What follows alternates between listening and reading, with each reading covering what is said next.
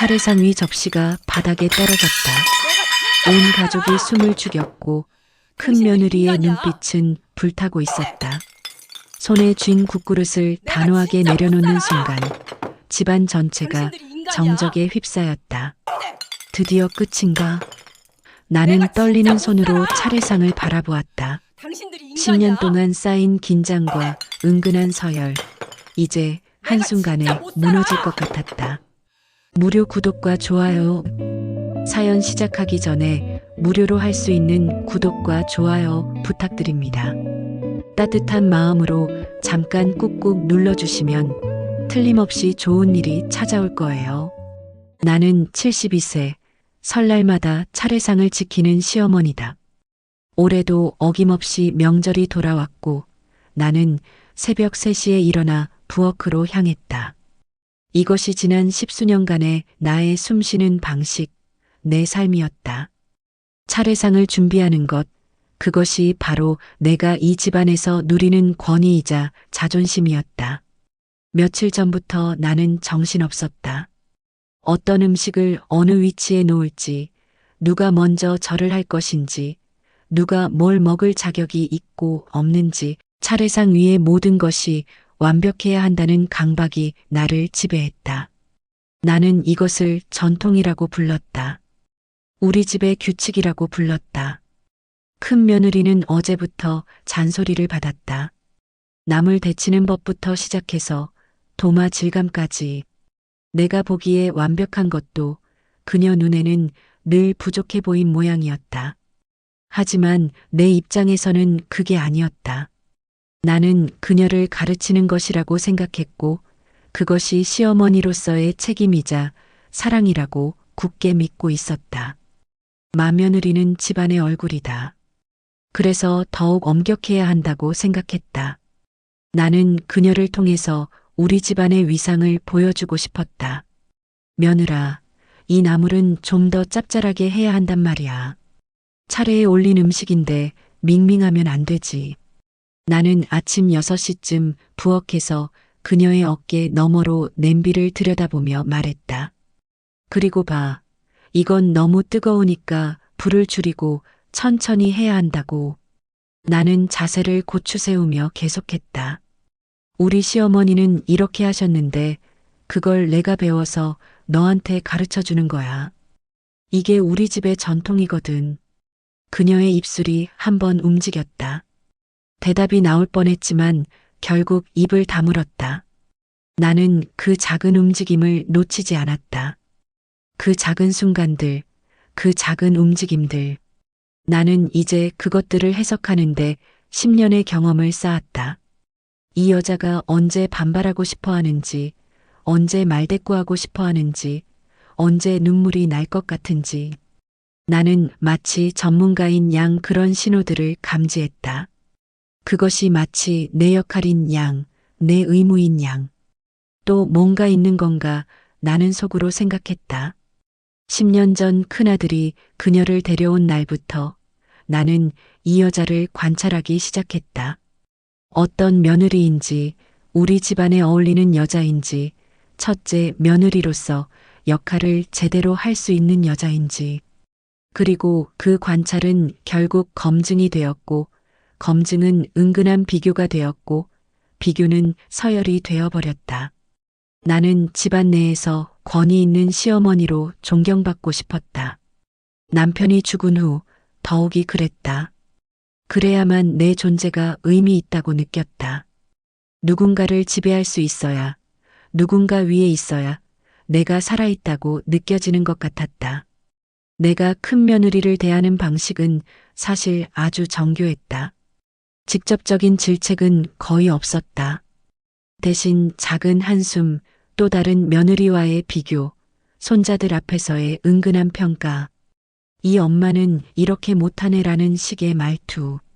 작은 며느리는 이런 것도 다 챙기던데? 우리 시어머니 때는 맏며느리가 이 정도는 했어. 예쁜 며느리들은 이 정도야 기본으로 하지. 내가 보기에는 그것이 바로 전통 있는 시어머니가 취해야 할 태도였다. 그것이 규범이고 그것이 질서라고 생각했다. 누군가는 위에 있어야 하고 누군가는 아래에 있어야 한다. 나는 위에 있어야 한다. 그것이 가족의 질서라고 믿었다. 이것이 사랑이라고 굳게 믿었다. 이것이 어른의 역할이라고 믿었다. 그런데 차례상 준비를 하면서 나는 새로운 신호를 포착하기 시작했다. 큰 며느리의 움직임이 달라졌다. 이전처럼 빠르기만 했던 손길에는 이제 단호함이 묻어났다. 차례상 위에 놓는 음식들을 배열할 때 그녀는 더 이상 나의 눈치를 살피지 않는 것처럼 보였다. 아니다. 살피고 있는 것 같기도 했다. 하지만 그 눈빛은 예전과 분명 달랐다. 그 눈빛에는 두려움 대신 뭔가 결연함이 떠올라 있었다. 마치 오랫동안 기다려온 순간을 맞이하려는 사람처럼 그 눈빛이 자꾸만 나를 불안하게 했다. 불안하고 동시에 뭔가 설렜다. 그 눈빛을 보면서 나는 깨달았다. 이 여자가 나에게서 벗어나고 싶어 한다는 것을, 20년 동안 내가 쌓아 올린 모든 것이 순식간에 깨질 수 있다는 것을. 그 깨달음이 나를 두렵게 했고 동시에 어떻게든 그것을 막아야 한다는 절박함을 느끼게 했다. 아, 이것도 좀 봐줄래? 아침 7시쯤 나는 그녀를 또 불러 세웠다. 떡을 놓는 방식이 마음에 걸렸다. 전통적인 순서대로 놓지 않았기 때문이다. 선조들이 정한 순서, 대대로 이어져 내려온 순서. 그것이 깨지는 게 견딜 수 없었다. 나는 이것을 고쳐주지 않으면 안 될 것 같았다. 나는 그것을 고쳐주려고 다가갔다. 손을 들었고 떡을 내 손에 들려주려던 그녀의 손은 한 번 떨렸다. 하지만 그녀는 내 손을 피하지 않았다. 대신 천천히, 아주 천천히 떡을 내려놓았다. 마치 뭔가 중요한 선언을 하듯이. 그 느린 동작 속에는 뭔가 다른 의미가 담겨 있는 것 같았다. 저항처럼, 아니 선언처럼. 나는 그 떨림을 봤다. 정확히는 그 떨림을 무시하기로 했다. 왜냐하면 내가 원하는 것은 이 여자가 순종하는 것이었기 때문이다. 이 집안의 첫째 며느리로서 시어머니의 말을 따르는 것이 당연하다고 믿었다. 그것이 도리고 그것이 효도라고 생각했다. 차례상 위의 음식 배열도, 큰아들과의 관계도, 손자들을 키우는 방식도, 어떤 옷을 입고 어떤 말투를 사용할지도 모든 것이 내 검증을 받아야 한다고 생각했다. 그것이 가족이고 그것이 전통이고 그것이 한국 여인의 미덕이라고 굳게 믿었다. 내가 받은 교육이 바로 그것이었으니까. 내가 딸로서, 며느리로서, 아내로서, 어머니로서 받은 교육이 바로 그것이었으니까. 10년이 되는 해였다. 이 여자는 10년 동안 나의 서열 아래에 있었다. 10년 동안 내 말을 들었고, 내 평가를 받았고, 내 비교 속에 살았다. 그리고 나는 그것이 당연한 일이라고 생각했다. 전통이라고 부르며, 어머니의 역할이라고 합리화하며, 때론 사랑이라는 이름까지 붙여가며 나는 이것을 사랑이라고 진심으로 생각했다. 엄격한 사랑이라고, 지도자의 사랑이라고, 필요한 도움을 주는 사랑이라고 생각했다. 하지만 내 마음 어딘가는 알고 있었다. 이것이 얼마나 무거운 짐인지를. 내가 그녀의 얼굴을 볼 때마다, 그 눈빛을 볼 때마다 내가 그녀에게 강요하고 있는 무거운 짐을 느꼈다. 그녀의 어깨가 자꾸만 굽어가는 것이 보였다. 하지만 그것을 인정하고 싶지 않았다. 그것을 인정하면 내가 지난 10년간 한 모든 것이 무너질 것 같았으니까. 그런데 이제 차례상을 앞두고 무언가 확실히 바뀌어 가고 있었다. 큰 며느리는 차례상 위에 놓인 나물을 정렬하며 더 이상 내 입술을 쳐다보지 않았다. 차례상 위에 각 음식을 배치할 때도 더 이상 내 승인을 기다리지 않았다. 국그릇을 들고 올 때 그 손끝은 떨렸지만 눈빛은 단호했다. 마치 무언가를 결심한 사람처럼, 마치 10년간 쌓아온 것을 한순간에 폭발시킬 준비를 한 사람처럼. 그 눈빛을 본 순간 나는 무언가 돌이킬 수 없는 일이 벌어질 것이라는 예감을 받았다. 그리고 그것이 두려웠고 동시에 기다려지기도 했다. 나는 가슴 한구석에 불편함을 느꼈다. 내 권위가 흔들리고 있다는 신호를 받은 것 같았다. 손이 떨렸다. 아니, 마음이 떨렸다. 72년을 살면서 한 번도 이런 감정을 느껴본 적이 없었다. 하지만 나는 그 신호를 무시하고 싶었다. 내가 세운 질서, 내가 지켜온 서열, 내가 이 집안에서 차지하고 있는 위치, 그것이 한순간에 무너지는 건 아닐 거라고 생각했다. 72년을 살면서 유지해온 권위가 이렇게 쉽게 흔들릴 리 없다고. 아직도 내가 이 집안의 중심이지. 아직도 그녀는 내 말을 들어야 한다. 내가 더 오래 살았고, 더 많이 알고, 더 많은 경험을 했으니까. 나는 그녀의 어머니 역할을 해야 한다. 내가 없으면 이 집이 어떻게 될지 모르지. 나는 속으로 중얼거렸다. 마치 주문처럼, 마치 스스로를 납득시키려는 듯이. 하지만 내 목소리는 계속 떨렸다. 이미 확신은 없었다. 하지만 그 생각도 시간이 지날수록 희미해지고 있었다. 큰 며느리의 눈빛이 자꾸만 떠올랐기 때문이다. 그 단호한 눈빛, 그 결연한 표정, 그리고 그 눈빛은 분명 이 차례상 앞에서 무언가 폭발할 것이라는 강한 신호를 보내고 있었다. 10년의 무게가 이 순간 무너져 내릴 것 같은 느낌. 집안 전체의 질서가 한순간에 깨질 것 같은 불안감. 차례상 앞에서 벌어질 그 장면이 자꾸만 떠올랐다. 그 장면을 상상할 때마다 나의 가슴은 철렁 내려앉곤 했다.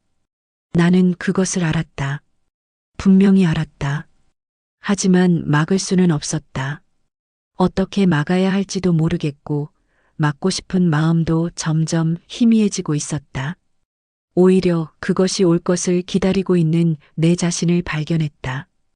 그리고 그것이 가장 무서웠다. 내 자신의 그 마음이 가장 무서웠다. 혼란스럽고 두렵고 동시에 궁금한 마음. 이 모순된 감정들이 나를 짓누르고 있었다. 그리고 나는 알고 있었다. 더 이상 되돌릴 수 없다는 것을. 큰 며느리는 한동안 침묵했다. 조용히 국그릇을 놓는 손길에는 결의가 담겨 있었다. 나는 차례상 뒤에서 속으로 마음을 다잡았다. 아직은 참겠지 하지만 그녀의 눈빛은 나를 향해 경고를 보내는 것 같았다.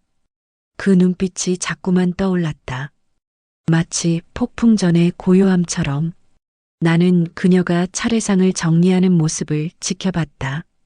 매번 봤던 움직임인데도 오늘따라 달라 보였다.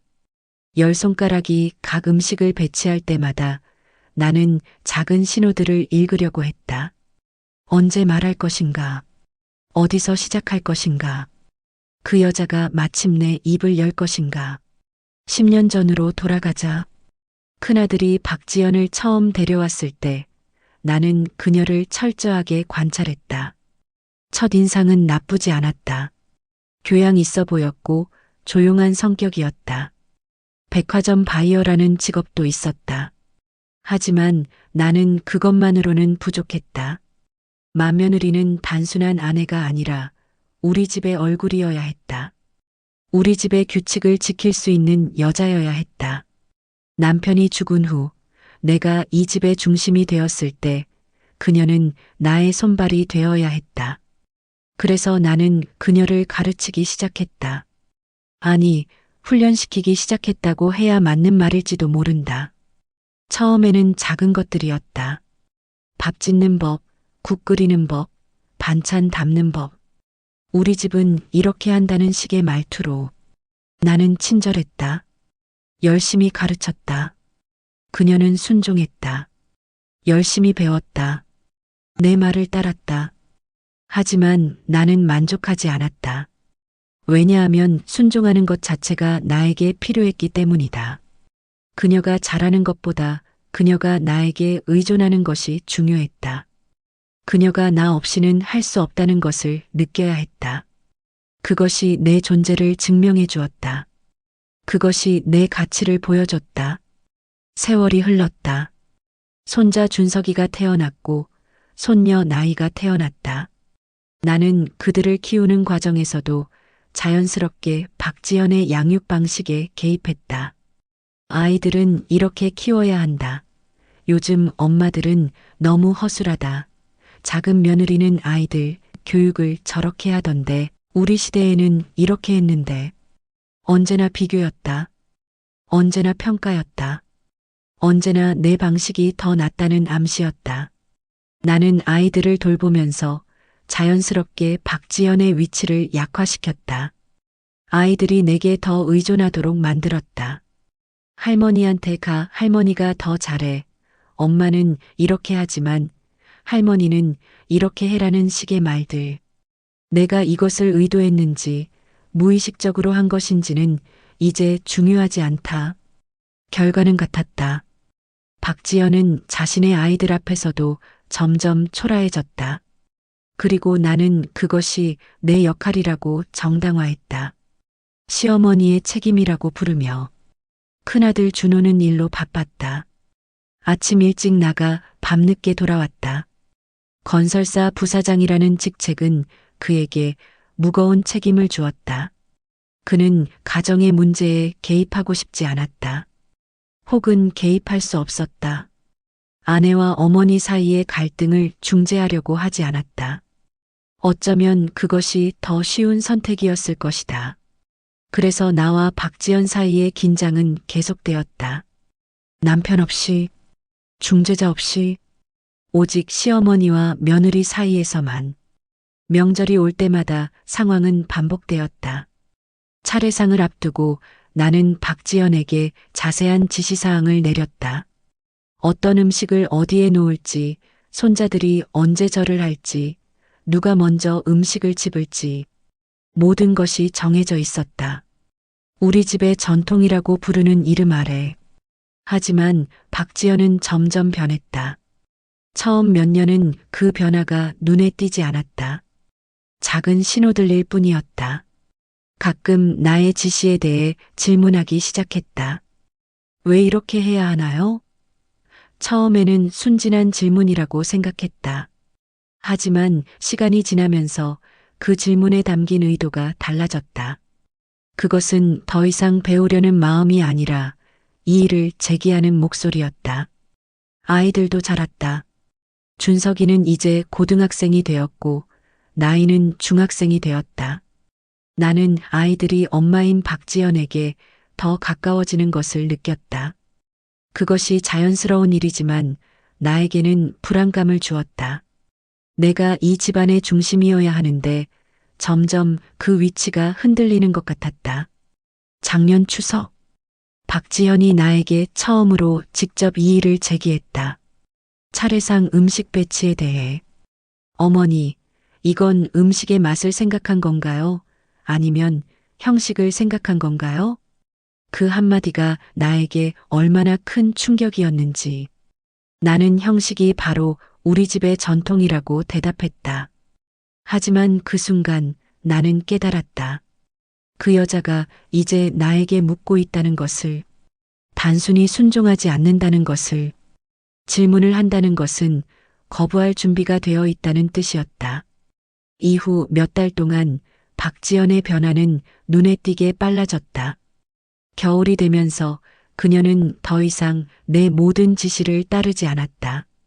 밤을 새서 김장을 할 때도 나의 방식을 고수하지 않았다. 어머니, 이렇게 하는 게 더 효율적이에요라며 자신의 방식을 제안했다. 처음에는 완곡했다. 하지만 점점 더 직설적이 되었다.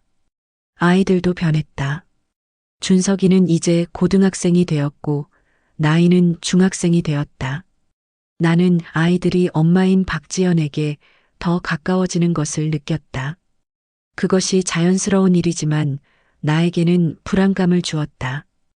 특히 준석이가 엄마의 말을 더 귀 기울여 듣는 모습을 볼 때마다 가슴이 철렁했다. 내가 이 집안의 중심이어야 하는데 점점 그 위치가 흔들리는 것 같았다. 준호는 여전히 일로 바빴고 나는 점점 더 고립되는 느낌을 받았다. 하지만 나는 그것을 인정하고 싶지 않았다. 박지연은 어제부터 잔소리를 받았다. 새로운 잔소리는 아니었다. 10년 동안 반복된 말들이었다. 하지만 오늘따라 나의 말들이 어떻게 들릴지 몰랐다. 혹시 그 여자가 이제 더 이상 내 말을 듣지 않을까? 혹시 오늘이 그날일까? 그 불안감이 나를 올감했다. 그리고 그 예감은 틀리지 않았다. 아침 6시 나는 부엌에서 박지연을 불렀다.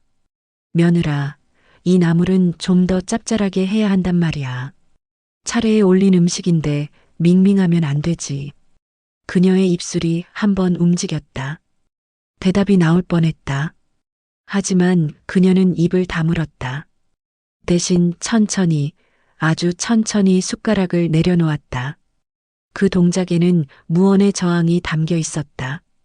그 속도, 그 침묵, 그것이 모두를 말했다. 10년을 버텨온 여자가 이제 다르게 호흡하고 있다는 것을 가족들은 느낄 수 있었을 것이다. 나도 느꼈다. 공기가 달라졌다. 무언가가 끝나고 있었다. 10년 동안 유지해온 이 질서의 끝. 아침 7시. 나는 떡을 놓는 방식 때문에 박지연을 또 불렀다. 이번에는 나의 손이 움직였다. 고쳐주려고, 통제하려고, 마지막으로 권위를 드러내려고. 하지만 박지연의 손은 더 이상 나를 따라오지 않았다. 그녀의 손은 천천히, 단호하게 떡을 내려놓았다.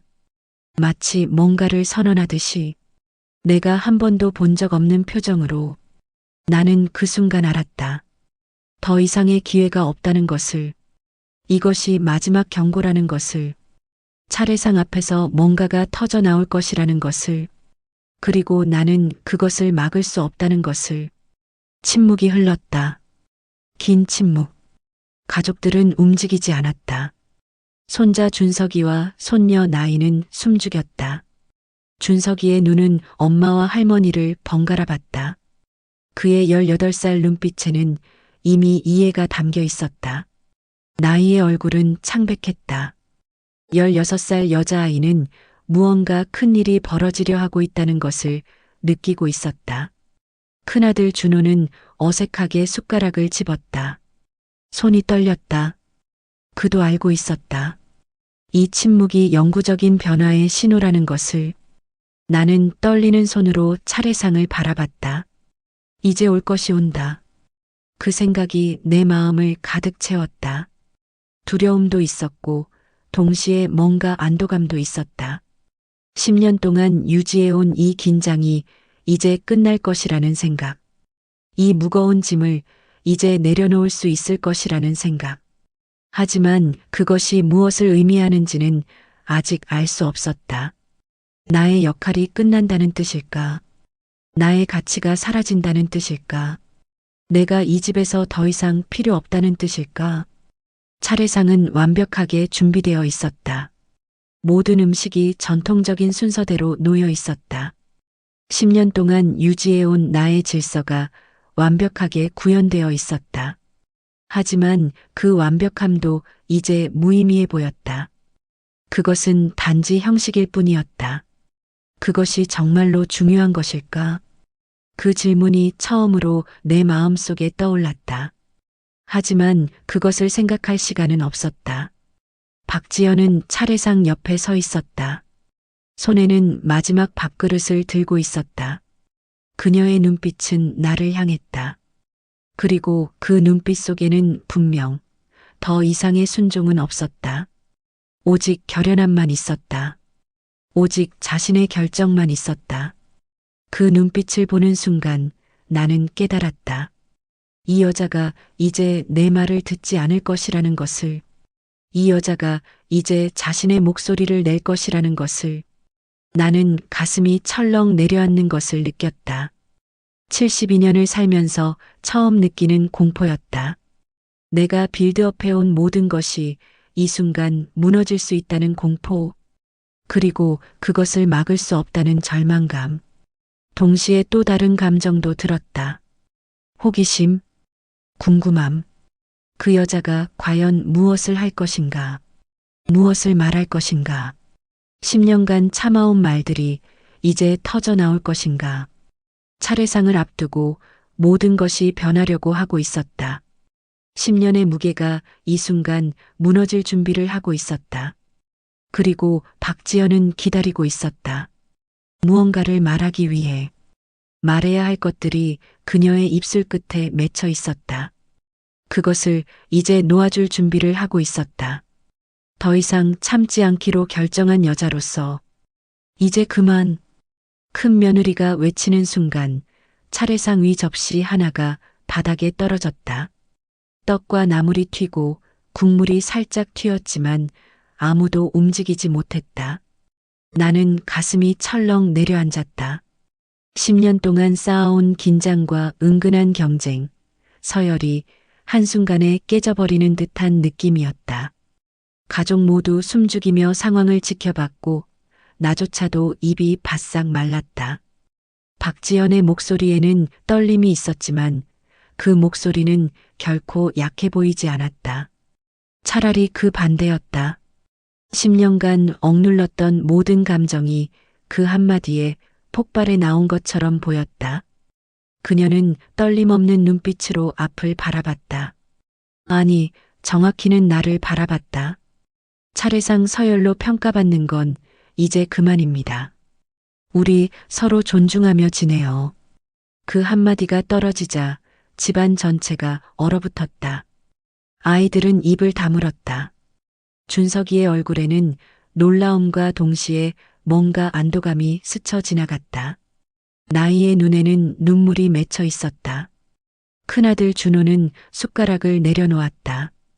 그의 얼굴은 창백했다.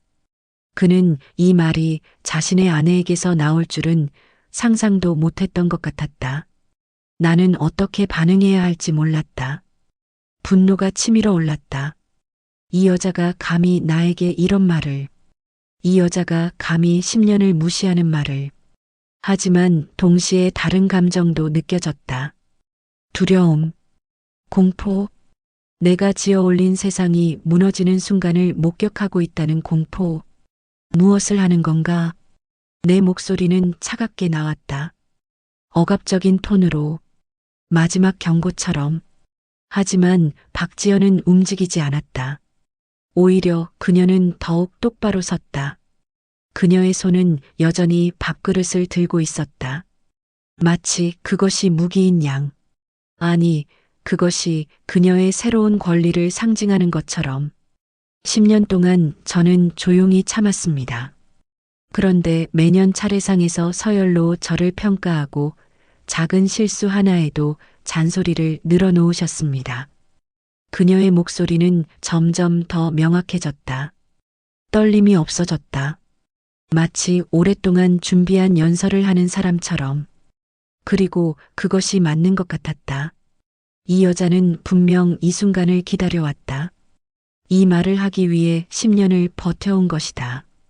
아이들 앞에서도 친척들 앞에서도 항상 저를 비교했습니다. 항상 부족하다고 했습니다. 하지만 저는 최선을 다했습니다. 정말로 최선을 다했습니다. 그녀가 말을 할 때마다 내 마음은 점점 더 불편해졌다. 그것은 분노라기보다는 죄책감에 가까웠다. 하지만 나는 그것을 인정하고 싶지 않았다. 내가 한 것은 모두 옳았다. 나는 그렇게 믿고 싶었다. 내가 한 모든 것이 전통을 지키기 위한 것이라고, 가족을 위한 것이라고. 준호 오빠도 일로 바빠서 집에 개입할 수 없었습니다. 그래서 저는 혼자였습니다. 어머니와 나 사이에서 혼자였습니다. 그녀의 말이 준호의 얼굴을 때렸다. 그의 얼굴이 더욱 창백해졌다. 그는 자신이 얼마나 무책임했는지를 깨닫는 중이었다. 아내를 혼자 남겨두고 모와 아내 사이의 갈등에서 벗어나려고만 했던 자신을 나는 박지연의 말을 듣고 있으면서도 동시에 그 말들을 거부하고 있었다. 이것이 맞는 말인가? 아니다. 이것은 배은망덕한 말이다. 내가 이 여자를 위해 얼마나 많이 희생했는데, 내가 이 여자를 얼마나 잘 가르쳤는데. 하지만 그 생각 뒤에는 또 다른 목소리가 있었다. 작고 약한 목소리. 혹시 내가 잘못했을까? 혹시 내가 그 여자를 괴롭혔을까? 그 목소리를 나는 재빨리 밀어냈다. 그런데 차례상 서열이라는 게 뭔가요? 박지연은 계속했다. 그녀의 눈은 이제 나가 아닌 차례상을 향하고 있었다. 마치 그것이 모든 문제의 상징인 양. 가족을 위한 건 맞습니다. 하지만 누군가를 평가하고 누군가를 아래에 두기 위한 건 아닙니다. 차례상은 함께하는 자리입니다. 누가 더 낫고 누가 더 못한 자리가 아닙니다. 그 말은 사실이었다. 그렇게 생각해 본 적은 없지만 그것이 사실이라는 것을 나는 알고 있었다. 차례상은 원래 그런 자리가 아니었다. 조상을 추모하고 가족이 함께하는 자리였다. 하지만 어느 순간부터 나는 그것을 권력의 자리로 만들어버렸다. 내 권력을 드러내는 무대로. 이제부터는 달라질 거예요. 저는 어머니의 평가를 기다리지 않겠습니다. 저는 제 판단으로 제 일을 하겠습니다. 그리고 아이들도 자유롭게 키우겠습니다. 그 말이 나올 때 나는 깨달았다. 이것이 단순한 항의가 아니라는 것을. 이것은 선언이었다. 박지연이 나로부터의 독립을 선언하는 것이었다. 그리고 그것을 막을 수 없다는 것도 깨달았다. 어머니를 존경합니다. 정말로. 하지만 그 존경이 두려움이 되어서는 안 됩니다. 그 존경이 저를 작게 만들어서는 안 됩니다. 박지연의 목소리에는 눈물이 묻어났다. 하지만 그녀는 울지 않았다. 오히려 더욱 똑바로 섰다. 눈물과 함께 흐르는 것은 강함이었다. 10년 동안 억눌렀던 자신의 목소리를 찾은 여자의 강함. 가족들은 여전히 말을 하지 않았다. 아이들은 어머니의 말을 들으며 뭔가 깨닫고 있었다. 준석이의 눈에도 눈물이 맺혀 있었다. 자신의 엄마가 얼마나 힘들었는지를 깨닫는 순간이었다. 나이는 엄마의 손을 가만히 잡았다. 그것이 모든 지지를 담은 행동이었다. 준호는 박지연을 바라봤다. 그의 얼굴에는 후회와 존경이 뒤섞여 있었다. 자신의 아내가 이렇게 강한 여자였다는 것을 처음 깨닫는 모습이었다. 그리고 그동안 자신이 그녀를 혼자 두었다는 사실도. 나는 말을 할 수 없었다. 할 말이 없었다. 혹은 할 수 있는 말이 없었다. 내가 할 수 있는 것은 그것을 받아들이는 것뿐이었다. 10년의 질서가 무너지는 것을, 내 권위가 사라지는 것을, 내 위치가 변하는 것을. 차례상은 여전히 그 자리에 있었다. 떨어진 접시와 흘린 국물과 함께 전통의 모습으로.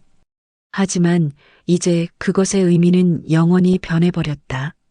더 이상 서열의 자리가 아니라 평등의 자리로, 혹은 변화의 시작점으로. 박지연은 차례상 옆에 서 있었다. 그녀의 눈은 이제 어떤 두려움도 담고 있지 않았다. 오직 명확함만 있었다. 자신이 한 선택의 명확함. 그리고 그 선택의 옳음. 그리고 나는 처음으로 깨달았다. 내가 사실은 무엇을 두려워했는지. 권력의 상실이 아니었다. 나 자신의 가치의 상실이었다. 누군가를 통제할 수 없게 되면 내가 존재하지 않는다고 생각했던 것이다. 하지만 그것이 얼마나 허망한 기초 위에 세워진 생각인지를 이제 깨닫고 있었다. 차례상 앞에서 모든 것이 무너지고 있었다. 큰 며느리는 침착하게 차례상 위에 놓인 음식들을 하나씩 짚었다. 마치 증거품을 제시하는 검사처럼. 마치 10년 동안 준비한 주장을 펼치는 변론사처럼 각 음식이 상징하는 것들을 말하기 시작했다. 떡은 조상에 대한 존경을 나타냅니다. 나물은 가족의 결합을 나타냅니다. 고기는 이웃과의 화목을 나타냅니다. 과일은 풍요로움을 나타냅니다. 그녀는 차례상의 각 음식을 차례로 짚으며 설명했다. 그것은 단순한 설명이 아니라 차례상의 본래 의미를 되찾으려는 시도였다. 이렇게 차례상에 올린 모든 음식이 사랑과 존중의 메시지를 담고 있습니다.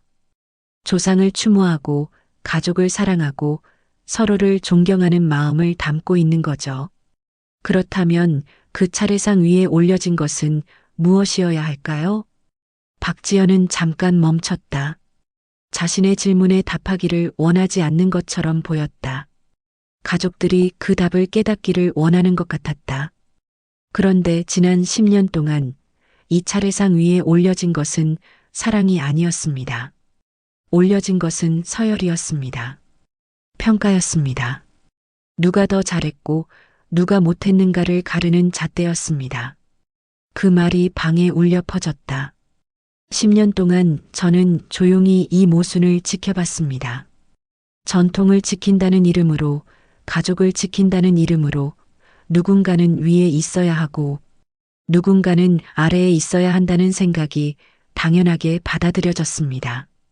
하지만 그게 정말 전통인가요? 정말 가족의 사랑인가요?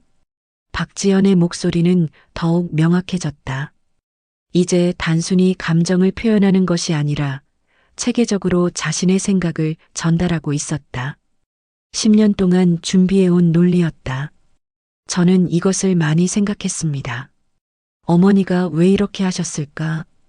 어머니도 혹시 같은 고통을 겪으셨을까? 하지만 그렇다 하더라도 같은 고통을 다음 세대에 물려줄 순 없습니다. 그녀의 목소리에는 슬픔이 섞여 있었다. 자신의 시어머니에 대한 슬픔, 한 여자가 얼마나 힘들었을지에 대한 슬픔. 매년 설날, 추석이 되면 제가 한 일은 뭐였나요? 음식을 준비하고, 음식을 배치하고, 음식을 평가받는 것. 그게 다였어요. 아, 그리고 아이들을 데려와 절을 시키고 그들도 평가받도록 했어요. 박지연은 자신의 손을 들어 보였다. 주름진 손은 아니지만 10년 동안 일해온 손이었다.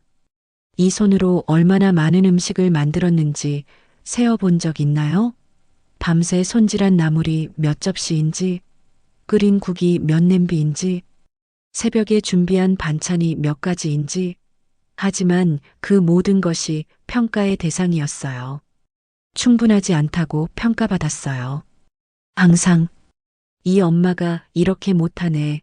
작은 며느리는 이것도 챙기던데 우리 시어머니 때는 이것도 준비했는데. 항상 그 말들이 반복되었어요.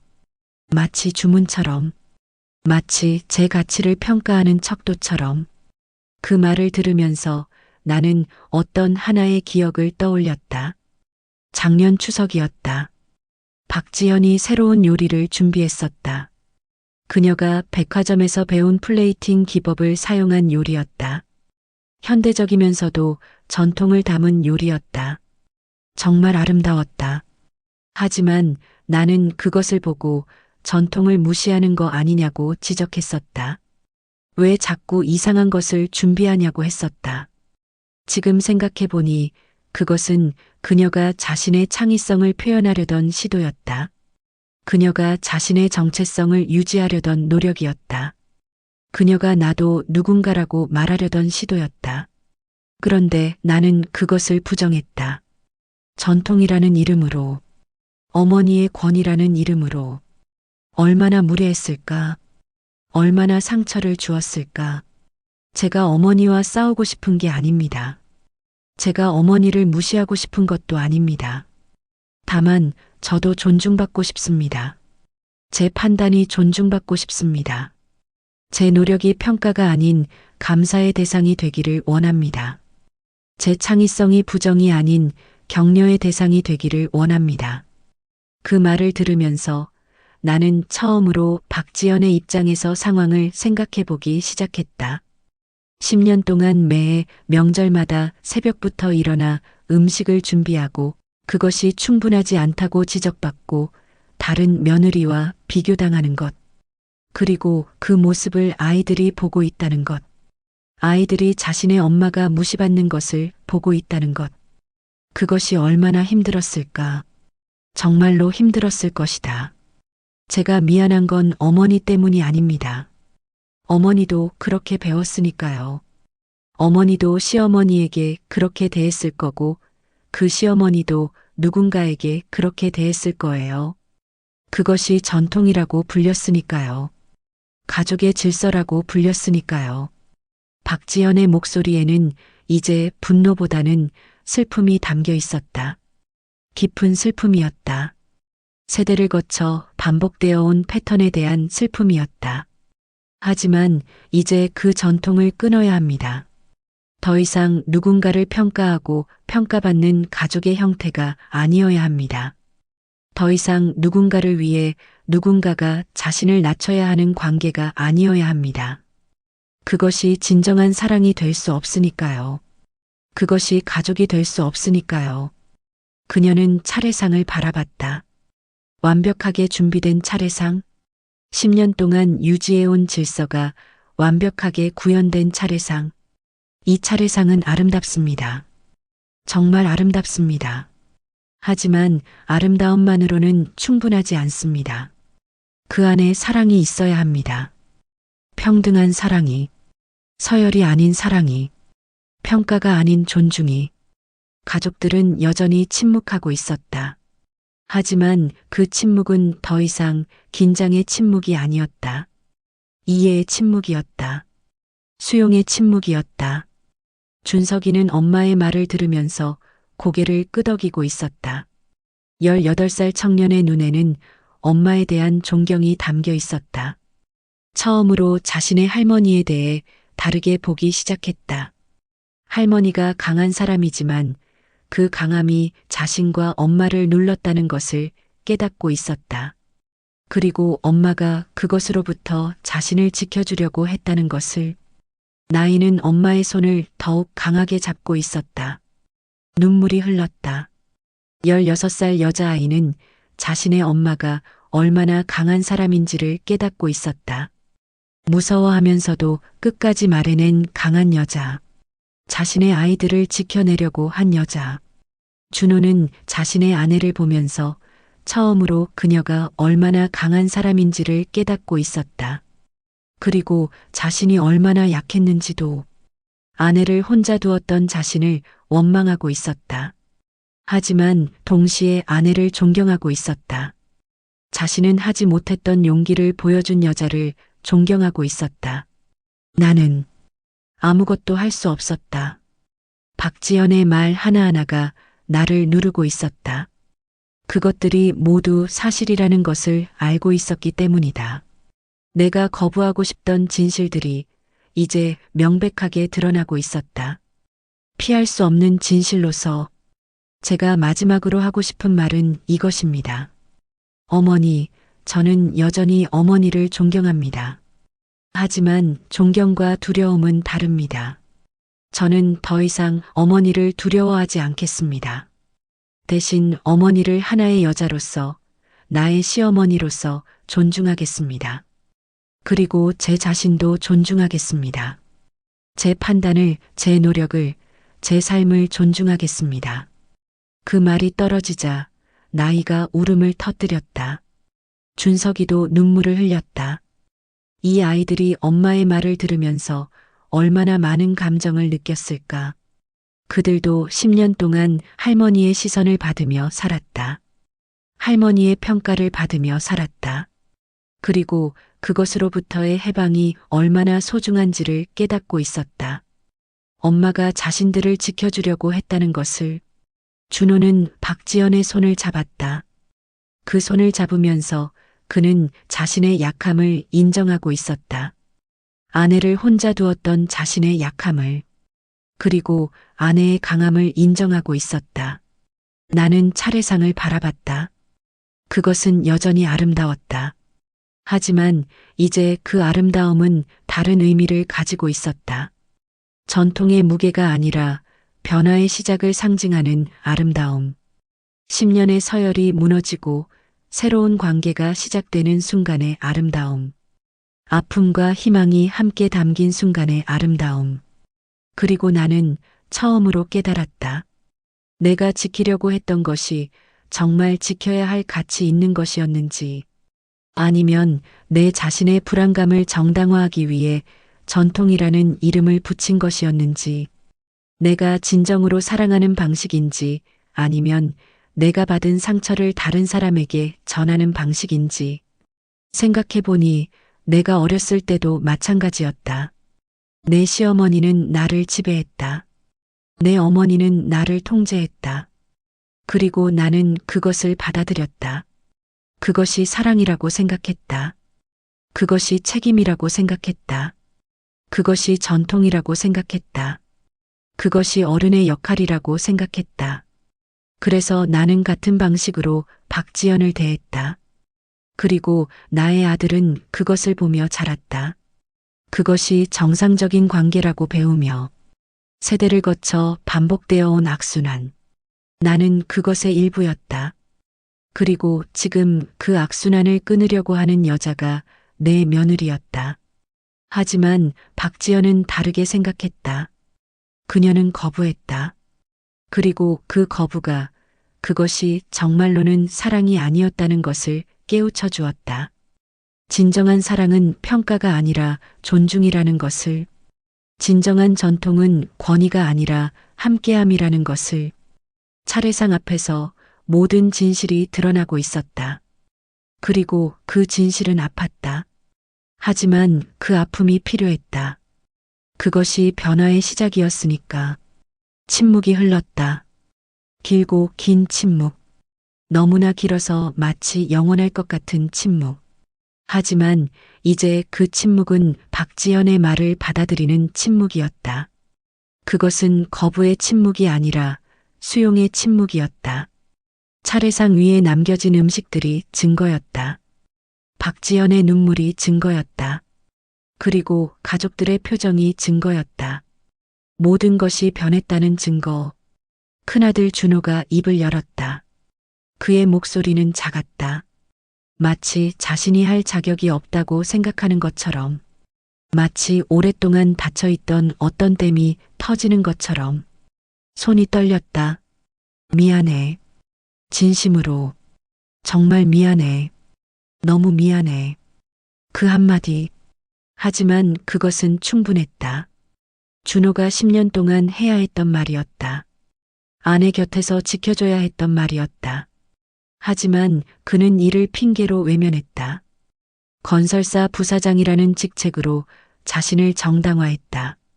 무겁다고 생각한 책임감에 짓눌려서 가정을 회피했다. 모와 아내 사이의 갈등을 보면서도 자신이 개입하면 더 복잡해질 거라고 생각했다. 그래서 침묵했다. 일에 몰두했다. 그리고 그 침묵과 몰두가 얼마나 큰 상처를 주었는지를 이제야 깨닫고 있었다.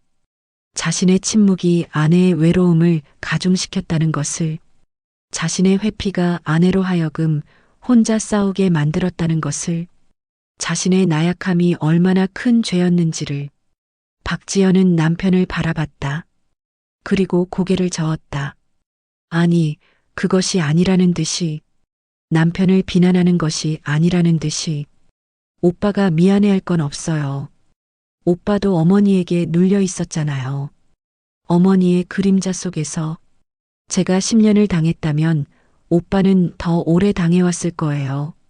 어릴 때부터 어머니의 아들로서 무엇을 해야 하는지, 어떻게 살아야 하는지 정해진 인생 속에서. 그 말이 나오자 준호의 얼굴이 더욱 창백해졌다. 자신도 눌려 있었다는 말. 자신도 해방이 필요했다는 말. 그는 그것을 깨닫지 못했다. 자신도 피해자라는 것을, 자신의 삶도 자신이 선택한 것이 아니라는 것을, 어머니가 정한 틀 속에서 어머니가 원하는 대로 살아왔다는 것을, 지금 깨달았다. 아내의 목소리를 통해 준석이가 일어나 엄마에게 안겼다. 고등학생 남자아이가 더 이상 아이라기보다는 청년이 되어가는 아들이 자신의 엄마를 껴안았다. 아무 말도 하지 않았지만 그 행동이 모든 것을 말했다. 미안함을 말했다. 감사함을 말했다. 존경을 말했다. 그리고 엄마의 편이라는 것을 말했다. 18살 청년은 이제 알았다. 자신의 엄마가 얼마나 강한 사람인지를, 얼마나 훌륭한 여자인지를. 나이는 여전히 울고 있었다. 엄마의 손을 잡고 울고 있었다. 하지만 그 울음은 슬픔의 울음이 아니었다. 해방의 울음이었다. 변화의 울음이었다. 16살 여자아이는 15년을 살면서 처음으로 자신의 엄마가 자신을 위해 싸우는 것을 봤다. 할머니를 두려워하지 않는 어른을 봤다. 자신의 입장을 대변해주는 사람을 봤다. 자신과 오빠를 지켜내려는 여자를 봤다. 그리고 그것이 얼마나 소중한 것인지를 느끼고 있었다. 그리고 나는 무엇을 해야 할지 몰랐다. 내 아들이 나에게 미안해했다. 내 아들이 나의 영향력 아래에 있다는 것을 깨달았다. 내가 그의 삶을 결정했다. 그의 선택을 제안했다. 그의 역할을 정했다. 내 손자가 내 며느리를 껴안았다. 내 손녀가 내 며느리를 위해 울었다. 가족의 모든 구성원이 박지연의 편에 섰다. 누구도 나의 편에 서지 않았다. 그리고 깊게 생각해 보니 그럴 이유가 없었다. 내가 그들을 지배했지 사랑하지 않았다. 내가 그들을 평가했지 존중하지 않았다. 내가 그들을 억눌렀지 지켜주지 않았다. 그리고 내 며느리는 나를 향하지 않고 가족을 향해 말했다. 나를 공격하지 않고 사랑을 말했다. 변화를 말했다. 어머니, 박지연이 나를 불렀다. 나는 그녀를 바라봤다. 그녀의 눈에는 분노가 없었다. 오직 진지함만 있었다. 그리고 슬픔이. 한 여자가 자신의 시어머니를 변화시키려고 하는 마음이. 저는 어머니를 미워하지 않습니다. 지금도 그렇고 지금부터도 그럴 거예요. 미워하는 것은 쉬워요. 하지만 존경하면서 거리를 두기는 어려워요. 저는 어머니를 존경합니다. 하지만 이제 관계가 바뀌어야 합니다. 나는 답할 수 없었다. 어떤 말도 나오지 않았다. 나는 한 여자에게 침묵으로 답할 수밖에 없었다. 앞으로는 차례상을 함께 준비하겠습니다. 하지만 어머니의 지시를 따르지 않겠습니다. 제 방식으로 아이들의 의견을 존중하면서 함께 준비하겠습니다. 저희는 새로운 전통을 만들겠습니다. 어머니의 전통이 아니라 우리 가족의 전통을. 그 말이 나올 때 나는 뭔가가 끝났다는 것을 느꼈다. 나의 통제가 끝났다. 나의 권위가 끝났다. 나의 집안에서의 절대적 권력이 끝났다. 그리고 그것이 두려웠다. 동시에 안도했다. 이 무거운 책임을 내려놓을 수 있다는 것이 안도했다. 어머니도 이제 쉬셨으면 좋겠어요. 항상 가족을 이끌려고 하지 마시고 가족과 함께 쉬셨으면 좋겠습니다. 어머니도 누군가의 딸이고 누군가의 아내였지만 이제는 그냥 우리 가족의 어머니로만 있으셨으면 좋겠어요. 누군가를 이끌어야 한다는 부담에서 벗어나셨으면 좋겠습니다. 그 말은 자비였다. 완벽한 자비였다. 나를 완전히 부정하지 않으면서 동시에 나의 역할을 명확히 하는 자비였다. 나는 더 이상 지배자가 아니다. 더 이상 평가자가 아니다. 더 이상 중심이 아니다. 그냥 가족의 한 사람이다. 존경받는 어머니이지만 지배하지 않는 어머니. 사랑하지만 통제하지 않는 어머니. 네, 알겠습니다. 내가 한 말이었다. 내 목소리는 작았다. 거의 들리지 않을 정도로. 하지만 그것은 진실이었다. 나는 이것을 수용해야 한다. 이제 더 이상 거부할 수 없다. 내가 만든 이 상황을 받아들여야 한다. 내가 스스로 만든 이 끝을 받아들여야 한다. 준호는 박지연의 손을 잡았다. 그것은 사랑의 표현이자 동시에 함께하겠다는 선언이었다. 더 이상 모와 아내 사이에서 중립을 지키지 않겠다는 선언이었다. 아내의 편이 되겠다는 선언이었다. 자신의 아내를 지켜주겠다는 선언이었다. 그 손을 잡는 남자는 아버지로서, 남편으로서, 어머니의 아들로서 자신의 역할을 다시 정의하고 있었다. 어머니에게 순종하는 아들이 아니라 가족을 지키는 어른이 되기로 선택했다. 아이들은 여전히 엄마 옆에 있었다. 준석이는 엄마의 어깨에 기대었고 나이는 엄마의 손을 잡고 있었다. 이 아이들은 엄마를 지킬 것이다. 엄마가 보여준 강함을 따를 것이다. 엄마가 가르쳐준 진정한 사랑이 무엇인지를 알 것이다.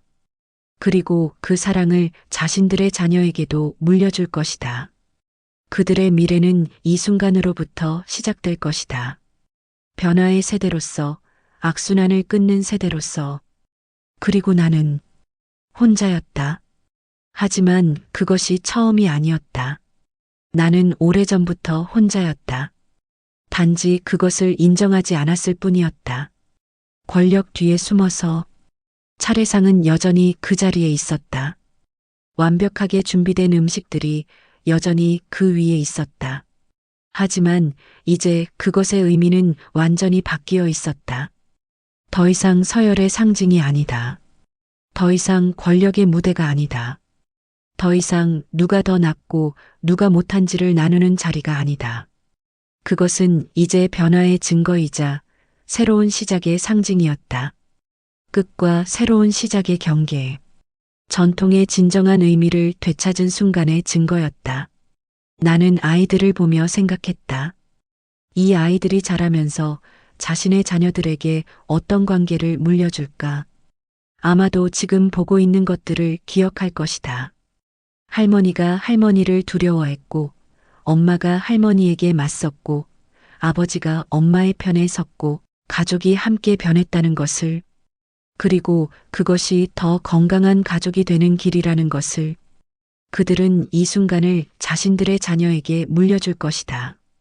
사랑은 통제가 아니라 존중이라는 것을, 전통은 억압이 아니라 함께함이라는 것을, 변화는 배신이 아니라 성장이라는 것을, 그리고 가족은 위아래가 아니라 옆으로 서 있는 것이라는 것을. 다 함께 밥을 먹을까요? 박지연의 목소리였다. 차례를 지낸 후 가족이 함께 음식을 나누어 먹는 시간. 그것이 차례의 진정한 의미였다. 그녀는 이제 차례상을 정리하고 있었다. 하지만 이전처럼 완벽하게 정리하지는 않았다. 아이들의 도움을 받으며 함께 정리하고 있었다. 준호도 일어나 도왔다. 준석이가 엄마의 손을 도와 밥을 담았고 나이가 반찬 그릇을 정리했다. 이것이 새로운 관계였다. 함께함이었다. 평등함이었다. 진정한 가족이었다. 권력이 아닌 사랑으로 묶인 가족. 서열이 아닌 존중으로 연결된 가족. 그리고 나도 일어났다. 차례상 앞에서 새로운 가족의 형태가 시작되고 있었다. 70년을 살면서 처음으로 나는 내가 해야 할 일이 무엇인지를 깨달았다. 이끌고 지배하는 것이 아니라 함께 걷는 것이었다. 중심이 되려고 하지 않고 함께 있는 것이었다. 무언가를 증명하려고 하지 않고 사랑하는 것이었다. 진정한 의미의 어머니가 되는 것. 10년의 차례상 서열이 무너지고 새로운 차례상이 만들어지고 있었다. 그것은 아름다웠다. 상처로 인한 아름다움이었다. 변화로 인한 아름다움이었다. 진정한 사랑으로 돌아오는 아름다움이었다. 그리고 나는 이제 그 안에 함께 있을 것이다. 지배하지 않으면서 사랑하면서 밥상 앞에 앉으며 나는 내가 처음으로 내려놓는 것을 느꼈다. 10년 동안 잡아온 것들을, 차례상을 관장하는 권리, 가족의 중심이라는 자리, 무언가를 판단하고 평가할 권리, 모든 것이 떠나가는 것처럼 느껴졌다. 하지만 동시에 가벼워지는 느낌도 있었다. 그 무거운 짐을 내려놓으니까 70년을 살면서 처음으로 나는 누군가의 손에 의해 음식을 받으며 단지 받는 입장이 되었다. 박지현과 준호는 아이들과 함께 자연스럽게 밥을 담기 시작했다.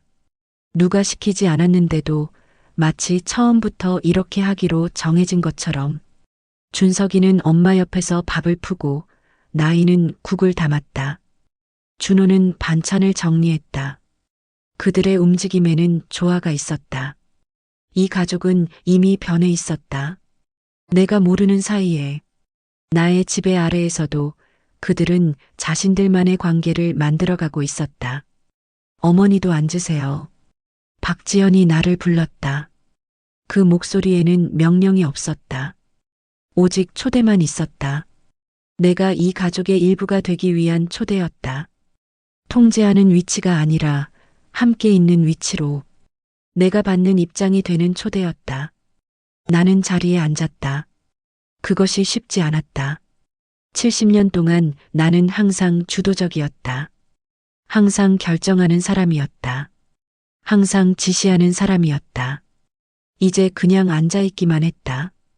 누군가의 손에 의해 음식을 받으며 누군가가 만들어준 공간에서 어머니, 이거 드셔봐요. 박지연이 반찬을 담아주었다. 그것은 내가 준비한 반찬이었다. 하지만 지금 그것을 주는 사람은 내가 아니라 박지연이었다. 역할이 바뀌었다. 그것도 자연스럽게. 고마워. 나는 그렇게밖에 말할 수 없었다. 처음으로 진심 어린 감사의 말이었다. 내가 이전에 한 감사들은 모두 가르침에 대한 것이었다. 내가 얼마나 잘했는지를 인정받기 위한 것이었다. 하지만 지금 이 감사는 닿았다. 순수한 감사였다. 밥상에서 침묵이 흘렀다. 하지만 그것은 불편한 침묵이 아니었다. 편안한 침묵이었다. 모두가 자신의 밥을 먹으며 때때로 눈을 맞추며 미소 짓는 침묵이었다. 어머니, 이 나물은 어머니께서 하신 거죠? 준석이가 물었다. 나는 고개를 끄덕였다. 내가 한 일이라고 인정하는 것이 낯설었다. 평소에 나는 항상 내 일을 강조했었다. 내가 이렇게 했으니까 따라해. 내가 이렇게 해서 성공했으니까 내 방식이 맞아 하는 식으로. 하지만 지금은 닿았다. 단순히 그것이 내 손으로 만든 것일 뿐이었다. 어머니 솜씨 정말 좋으셨어요. 나이가 덧붙였다. 그 말은 비난이 아니었다. 진심으로 엄마가 한 일을 대신 칭찬해 주려는 것이었다. 아니, 할머니의 노력을 인정하려는 것이었다. 나는 뭔가 복잡한 감정을 느꼈다. 내 손자와 손녀가 나를 칭찬하고 있었다. 하지만 그것은 내가 원하던 칭찬이 아니었다. 내가 아이들을 지배할 수 있는 칭찬이 아니었다. 내가 우월함을 느낄 수 있는 칭찬이 아니었다. 그냥 순수한 칭찬이었다. 한 여자의 일에 대한 순수한 존경과 감사였다. 고마워, 준서가, 나이야. 그것도 처음이었다. 손자와 손녀에게 고마움을 표현한 것이 내가 그들에게 항상 요구하기만 했다는 생각이 들었다. 예의를 지켜라. 할머니 말을 들어라. 이렇게 해야 한다. 저렇게 하면 안 된다. 하지만 고마움은 표현한 적이 거의 없었다. 준호는 여전히 박지연을 보고 있었다. 그 눈빛에는 후회와 존경, 그리고 사랑이 섞여 있었다. 자신이 얼마나 약했는지, 그리고 자신의 아내가 얼마나 강했는지를 깨달은 남자의 눈빛이었다. 엄마, 맛있어. 준석이가 말했다. 밥상 위에 누구도 내가 준비한 음식에 대해 맛있다고 말해본 적 없었다. 항상 부족하다. 더 잘해야 한다. 작은 며느리는 이렇게도 한다는 말들 뿐이었다. 하지만 지금 이 말은 단순했다. 맛있다는 말이었다. 그것이 가장 큰 칭찬이라는 생각이 들었다. 나는 밥을 먹다가 멈췄다. 손이 떨렸다. 눈가가 뜨거워졌다. 나는 눈물을 참으려고 했다. 하지만 그것도 했다. 70년을 살면서 내가 왜 이렇게 해야 했는지, 왜 항상 누군가를 통제해야 했는지, 왜 누군가를 평가해야 했는지, 왜 내 우월성을 증명해야 했는지. 그 순간 나는 알았다. 그것이 사랑이 아니었다는 것을. 나는 사랑한다고 생각했지만 사실은 두려워했던 것이었다. 누군가 나보다 더 나아질까봐, 누군가 나를 떠날까봐, 누군가 나 없이도 괜찮을까봐. 그래서 나는 계속 그들을 낮춰야 했던 것이었다. 나만이 필요한 사람이 되기 위해서, 나만이 중요한 사람이 되기 위해서, 나 없으면 이 가족이 무너질 것이라는 환상을 만들기 위해서. 하지만 지금 박지연은 나 없이도 괜찮았다. 아니, 나 없는 것이 더 나았을 수도 있었다. 가족들도 나의 평가 없이도 더 행복해 보였다. 더 자유로워 보였다. 더 진정한 사랑으로 연결되어 보였다. 그렇다면 내가 한 모든 것은 무엇인가? 내가 지킨 전통은, 내가 유지한 질서는, 내가 지배한 가족은 모두가 나의 불안감을 정당화하기 위한 것은 아니었을까? 나는 밥을 먹지 못했다. 침을 삼킬 수도 없었다. 차례상 앞에서 나는 처음으로 깨달았다. 내가 잃은 것들이 얼마나 많은지를, 내가 빌드업한 것들이 얼마나 헛된 것이었는지. 어머니, 괜찮으세요? 박지현이 물었다. 그 목소리에는 걱정이 있었다. 진정한 걱정이었다. 나를 지배하려는 걱정이 아니라 나를 돌보려는 걱정이었다. 얼마나 오랜만에 누군가가 나를 진정으로 돌봐주려고 했던가. 네, 고마워. 나는 겨우 그 말만 할 수 있었다. 식사가 끝나고 가족들은 밥상을 정리했다. 나도 일어나 함께했다. 누가 시키지 않았지만 이제 그것이 자연스러웠다. 이전처럼 나 혼자 모든 것을 하지 않았다. 함께했다. 병렬로 일했다. 그것이 어색했지만 동시에 이전보다 훨씬 따뜻했다. 밥상이 치워지고 가족들은 거실에 모였다. 텔레비전을 켜는 누군가, 소파에 앉는 누군가, 음식을 나누며 웃음이 터지는 누군가. 이전의 명절이라면 나는 부엌에 있었을 것이다. 계속해서 무언가를 준비하거나 지시했을 것이다. 차례상을 정리한 후에도, 밥상을 정리한 후에도 여전히 무언가를 챙기고 있었을 것이다. 가족이 쉬는 시간에도 나는 일했다. 그것이 내 역할이라고 생각했으니까. 하지만 지금 나는 거실에 있었다. 가족들과 함께 할 일 없이. 할머니, 여기 앉으세요. 나이가 자리를 만들어 주었다. 그 자리는 소파 한 끝이었다. 가족의 중심이 아니라 가족의 일부가 되는 자리였다. 나는 그 자리에 앉았다. 손녀 옆에, 손녀의 팔이 내 팔에 닿았다. 손녀의 몸이 내 몸에 기대었다. 언제 이렇게 따뜻한 접촉이 있었나 싶었다. 언제부터 나는 손녀로부터 이렇게 멀어져 있었나? 할머니, 이거 재미있어요. 같이 봐요. 나이가 화면을 가리켰다.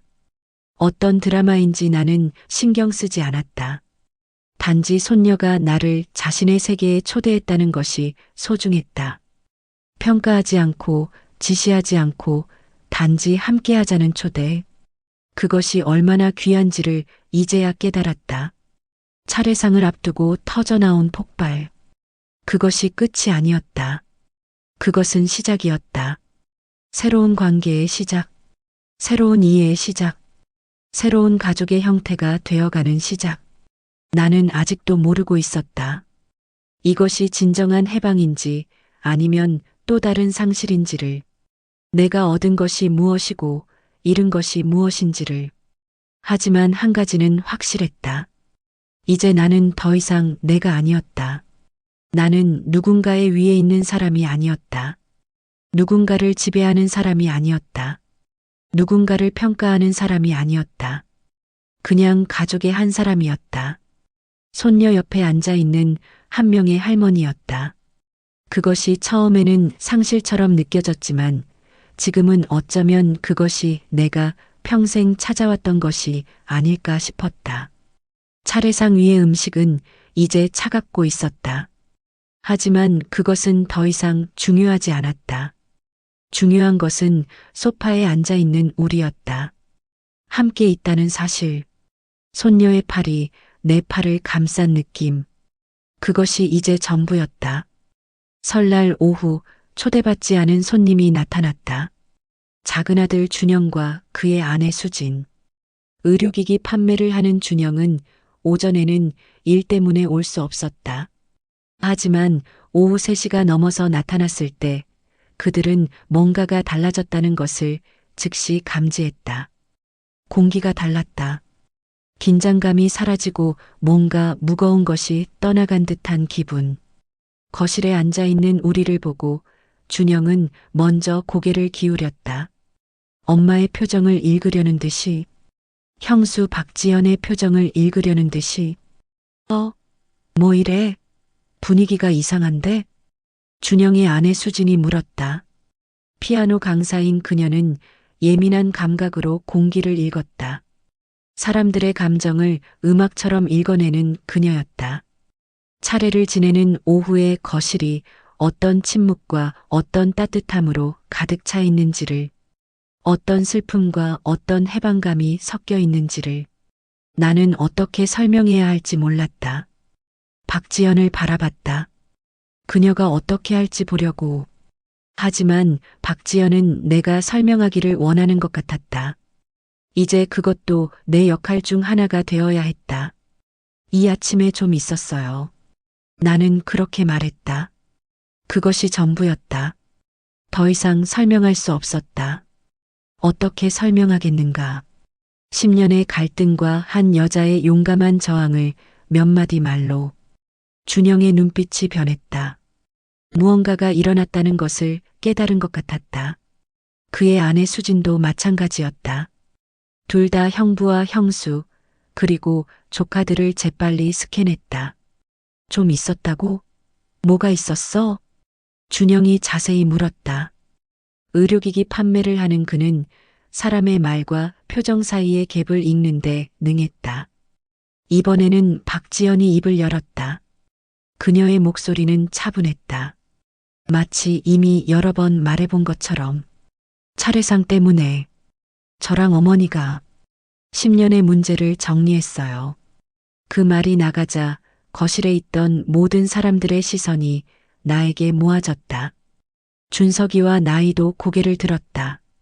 마치 이 이야기가 나에게 고통스럽겠다고 걱정하는 듯이. 준호도 아내를 바라봤다. 자신의 아내가 얼마나 강한지를 다시 한번 확인하는 듯이. 차례상? 또 서열 문제? 준영이 짐작했다. 그는 멀리 있었지만 어머니의 습성을 알고 있었다. 네. 10년 된 문제를 정리했어요. 박지연의 목소리에는 강함이 있었다. 공포나 부끄러움이 없었다. 수진이 박지연을 바라봤다. 그녀의 얼굴에는 경의가 떠올랐다.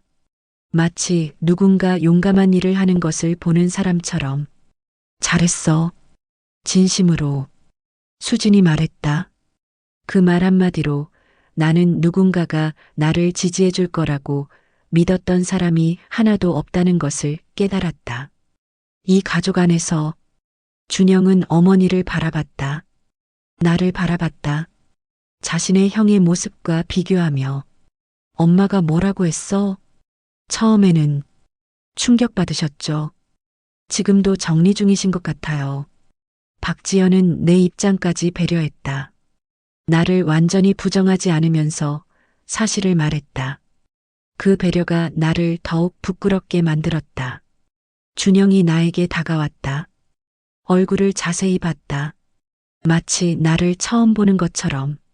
엄마, 진짜 지금 느낀 것들이 뭐예요?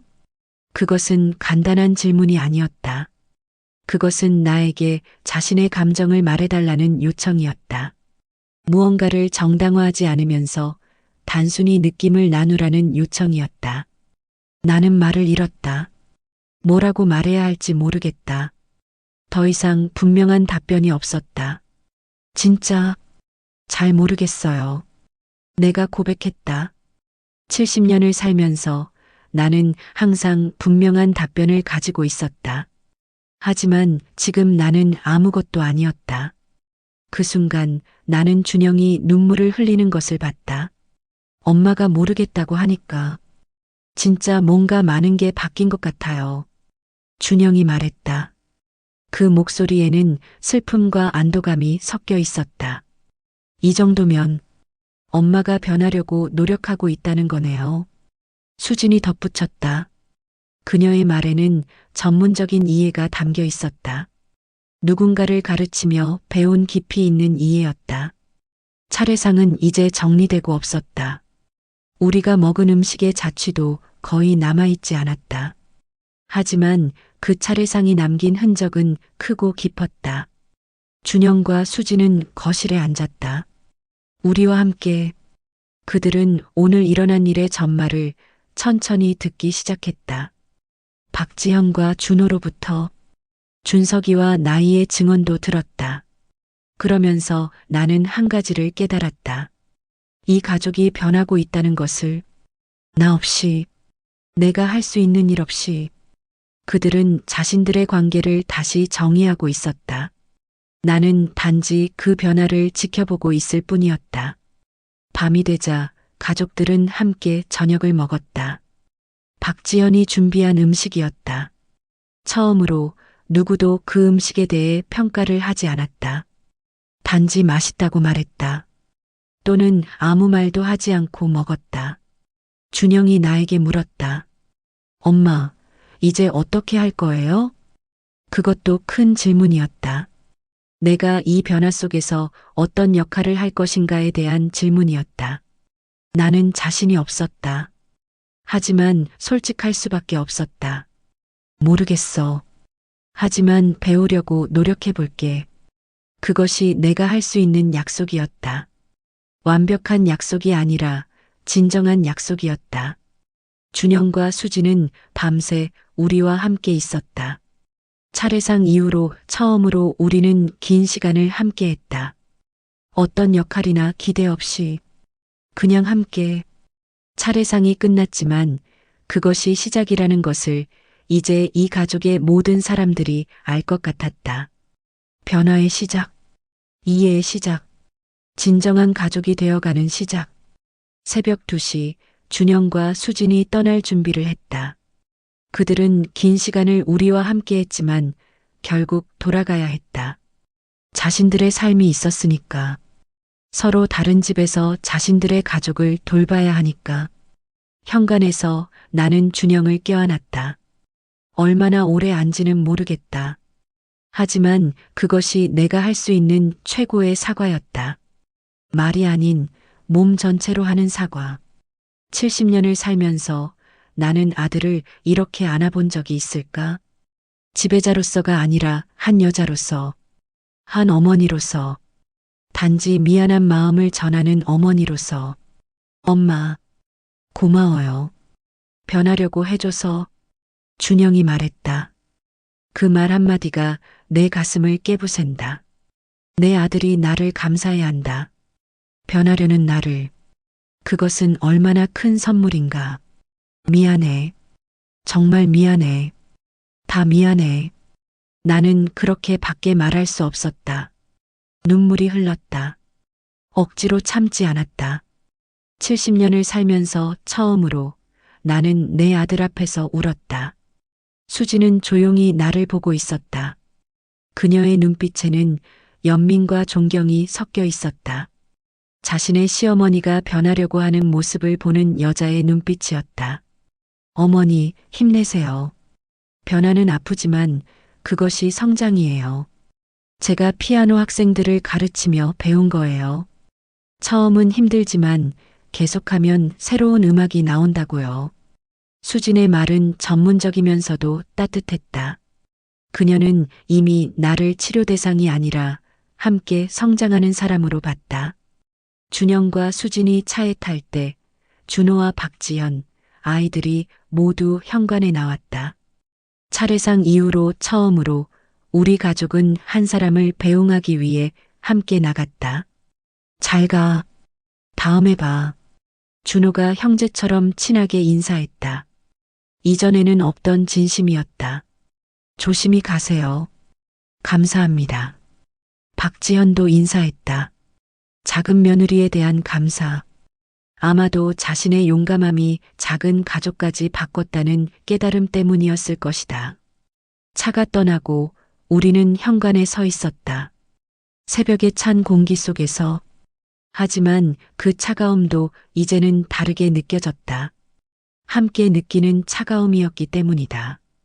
차례상을 둘러싼 폭발은 이제 작은 아들에게까지 파장을 미쳤다. 그리고 그 파장은 이 가족의 모든 관계를 흔들고 있었다. 흔들리는 것이 붕괴인지 아니면 재구성인지는 아직 알 수 없었다. 하지만 한 가지는 분명했다. 이 가족은 더 이상 이전과 같을 수 없다는 것. 그리고 그것이 나쁜 것만은 아니라는 것을 이제 모두가 깨닫고 있었다. 차례상이라는 작은 밥상 위에서 시작된 변화가 이제 이 가족 전체를 감싸고 있었다. 집에 침묵이 돌아왔다. 새벽이 밝아가고 우리는 모두 피곤했다. 하지만 그 피곤함은 닿았다. 전쟁 후의 피곤함이었다. 무언가가 끝났다는 느낌의 피곤함이었다. 동시에 무언가가 시작되었다는 설렘도 있었다. 무엇이 될지는 모르지만 나는 거울을 봤다. 70년을 살면서 나는 이런 얼굴을 한 적이 있을까? 주름만 있는 얼굴이 아니라 뭔가 약해진 얼굴. 더 이상 강한 얼굴이 아니라 솔직한 얼굴. 그 얼굴이 낯설기도 하고 친숙하기도 했다. 마치 내가 찾던 나를 처음 보는 기분이었다. 박지연은 부엌에서 아침 밥을 준비하고 있었다. 누가 시키지 않았는데도 아무렇지 않게. 마치 그것이 처음부터 그녀의 몫이었던 것처럼. 아니, 그것이 정말 그녀의 몫이었다. 10년 동안 그녀는 이것을 해왔다. 나는 단지 그것을 통제했을 뿐이었다. 이제 나는 그것을 안다. 준호는 소파에서 아이들과 함께 있었다. 준석이는 학교 과제를 하고 있었고, 나이는 엄마의 손에서 밥이 나올 때까지 기다리고 있었다. 이전과 다른 모습. 이전에는 모두가 나의 지시를 기다렸다. 나가 언제 음식을 내릴지, 언제 밥을 먹을지, 무엇을 해야 하는지를 기다렸다. 지금은 각자의 삶을 산다. 더 자유롭고 더 진정한 삶을. 어머니, 밥 먹을 준비가 되셨어요? 박지연이 물었다. 그것은 명령이 아니라 물음이었다. 내게 선택지를 주는 물음이었다. 당신이 준비되면 와라. 당신의 속도에 맞춰주겠다는 배려의 물음이었다. 응, 고마워. 나는 그렇게 말했다. 감사를 표현하는 것이 이제 자연스러워졌다. 아, 진짜 자연스러워졌다고 할 수 있을까? 아직도 어색하지만 그 어색함이 좋다. 그것이 진정하다는 증거니까. 밥상에 앉으며 나는 생각했다. 저 차례상이 모든 것을 바꿨다. 한 끼의 음식이, 한 여자의 용감함이, 10년의 억압이 폭발하는 그 순간이. 밥을 먹으며 준호가 나에게 물었다. 엄마, 요즘 어때? 정말로. 그것은 인사가 아니라 진정한 질문이었다. 솔직하게 말하면 헷갈려. 뭐가 맞는지 모르겠어. 하지만 이전보다는 낫다고 생각해. 나는 진실만 말했다. 그거면 충분해요. 엄마가 생각하려고 하는 것만으로도. 준호의 말에는 너그러움이 있었다. 자신의 어머니를 이해하려고 하는 아들의 너그러움이었다. 아침을 먹은 후 나는 혼자 차례상이 있던 식탁 앞에 앉았다. 음식은 다 치워졌다. 하지만 그곳에는 뭔가 남아 있었다. 변화의 흔적, 해방의 흔적. 내 손자 준석이가 나에게 다가왔다. 할머니, 아침 잘 자셨어요? 응, 고마워. 넌 괜찮아? 네. 이 정도면 가족이 더 솔직해진 것 같아서 좋아요. 그 말을 들으며 나는 깨달았다.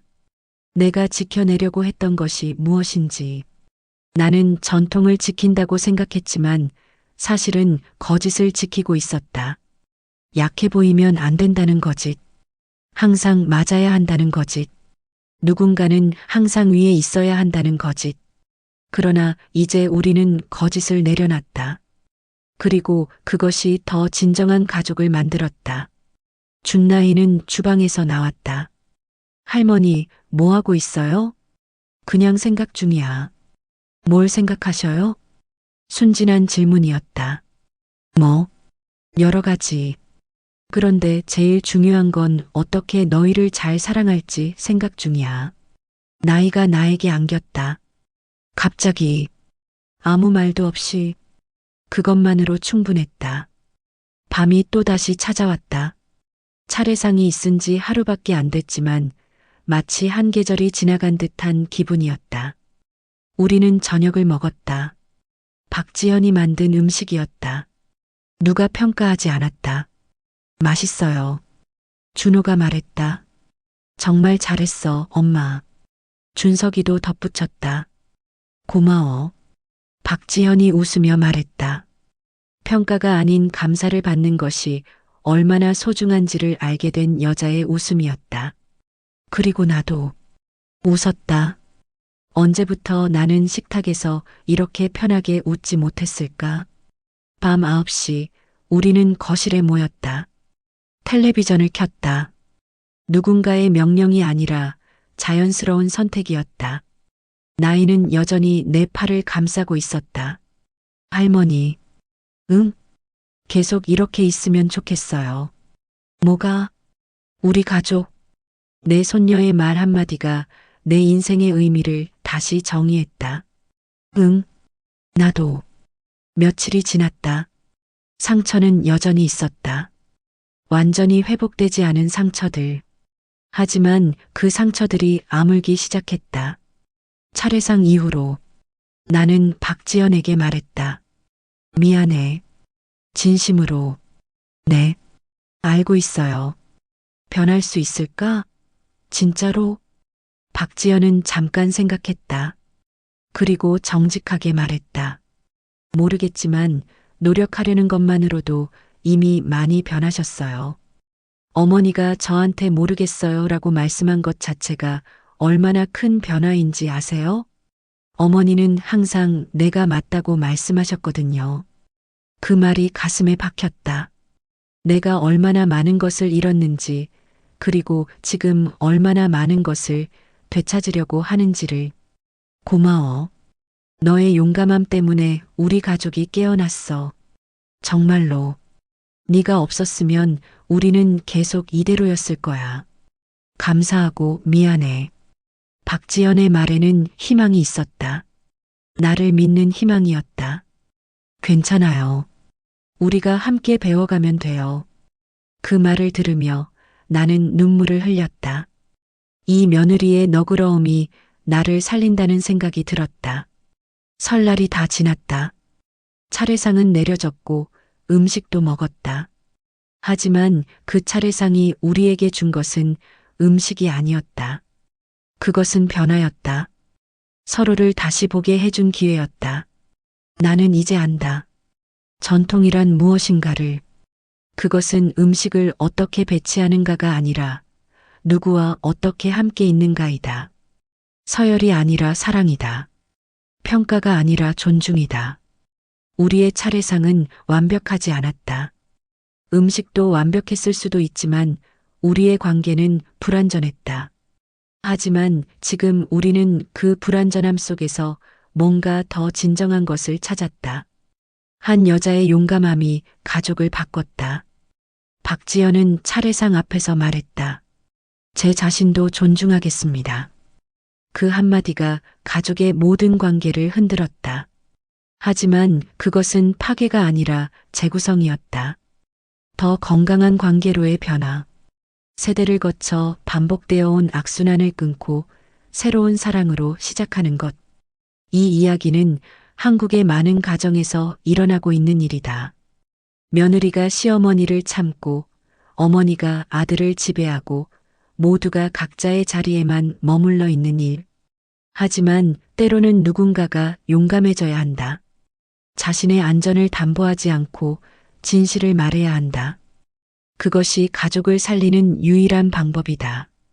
70년을 살아온 여자도 변할 수 있다. 차례상 앞에서 울고 손녀 옆에서 함께 텔레비전을 보며 배운다. 사랑이 무엇인지, 가족이 무엇인지, 전통의 진정한 의미가 무엇인지를. 차례상은 여전히 우리 명절의 중심이다. 하지만 이제 그것은 서열의 무대가 아니다. 함께함의 증거이자 사랑으로 나누는 음식이 될 뿐이다. 변화는 두렵지만 그것이 성장이다. 수진이 한 말이 우리 가족의 모토가 되었다. 새로운 전통을 만들며 우리는 계속 배운다. 전통을 지킨다는 것은 옛날 방식을 반복하는 것이 아니라 옛날의 정신을 오늘날의 방식으로 살아내는 것이다. 나는 이제 알았다.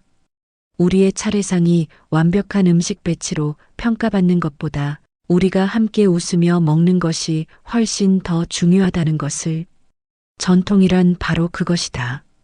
차례상 앞에서 시작된 이 이야기는 끝이 아니라 새로운 시작이다. 더 건강한 가족으로 나아가는 시작. 세대를 거쳐 전해진 상처를 끊고 새로운 사랑을 만들어가는 시작.